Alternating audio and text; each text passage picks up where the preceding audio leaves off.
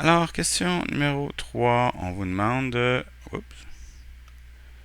question numéro 3, on vous demande de déterminer l'équation la plus simple d'une ellipse. Donc, je prends toujours mon surligneur. Une ellipse inscrite dans un rectangle de 28 par 22. Bon, qu'est-ce que c'est que ça? Un rectangle, deux possibilités. Prenons un rectangle comme ceci, de 28 par 22. Donc, on pourrait avoir une première possibilité où on aurait ici 22 cm et ici 28 cm. On veut l'équation de l'ellipse qui entre à l'intérieur de ce rectangle-là ici. Donc, une ellipse comme ceci.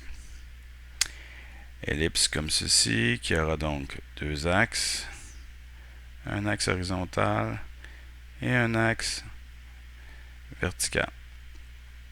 Si on y va comme ça. Alors, la première chose, on va replacer un petit peu nos axes pour qu'elle aille dans le milieu. Voilà. Donc, 28 et 14. Ben, c'est assez simple parce que si on veut l'équation d'ellipse la plus simple sera donc une ellipse qui va être centrée à l'origine. Donc, une ellipse centrée à l'origine, on aura donc ici comme coordonnées 0, 0. Et on aura donc ici comme segment A, un segment qui mesurera la moitié de 28, donc 14. Et un segment B ici qui mesurera la moitié de 22, donc 11. J'ai mon A, j'ai mon B, je suis centré à l'origine et l'ellipse la plus simple aurait donc comme coordonnées x au carré sur 14 au carré plus y au carré sur 11 au carré égale à 1. Si on veut, on pourrait aussi écrire cette équation-là en allant calculer notre 14 au carré et notre 11 au carré ici. Donc 196 et 121. Donc première possibilité, x2 sur 196 plus y2 sur 121 est égal à 1. Par contre, un rectangle 28 sur 22, que serait-il arrivé si mon rectangle, au lieu d'être dans ce sens-là, c'est pas un rectangle, et si on avait eu notre ellipse placée comme ça, et notre rectangle, imaginons, placé comme ceci.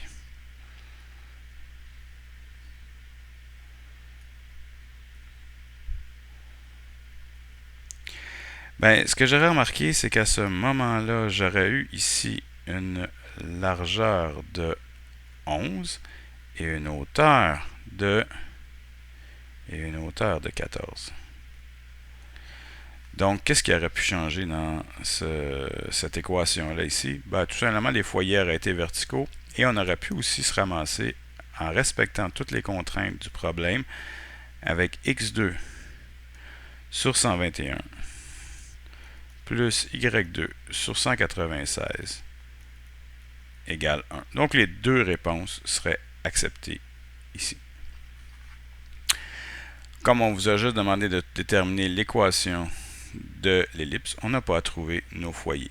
Par contre, si on avait voulu, un petit extra, si on avait voulu aller chercher notre foyer ou nos foyers, on aurait pu aller chercher notre distance de foyer ici.